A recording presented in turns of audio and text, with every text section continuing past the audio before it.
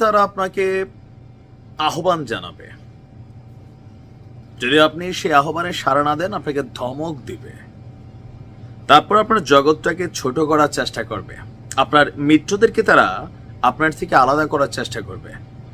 এরপর যদি আপনি সিদ্ধান্তে অটল থাকেন, দেন শুরু হবে ভয় দেখানো কথার মাধ্যমে। যেমন ট্রাম্প বলছে না, এত বোমা মারমো, এত বোমা, কত, যেটা ইরান আগে কখনো কল্পনা করে নাই বা দেখে নাই। ইরান বলতেছে যে দেখো আমাদের সুরঙ্গের নিচে না এরকম 50,000 মেশিনারিজ রাখছি। ভাই দেখেন, মার্কিন যুক্তরাষ্ট্রের সাথে সিঙ্গেল রাষ্ট্র হিসেবে ইরান খুব বেশিক্ষণ টিকবে না যুদ্ধে, আমরা জানি। বাট বৈশ্বিক প্রেক্ষাপটটা কিন্তু এরকম না। যেই ইউক্রেনকে রাশা চাইলে জাস্ট বড়জোর 5 মিনিট লাগবে, একদম লেভেল বানাইতে পারবে, কিন্তু রাশাকে সেই কাজটা করেছে 3 বছর সময় লাগাইছে, রাইট?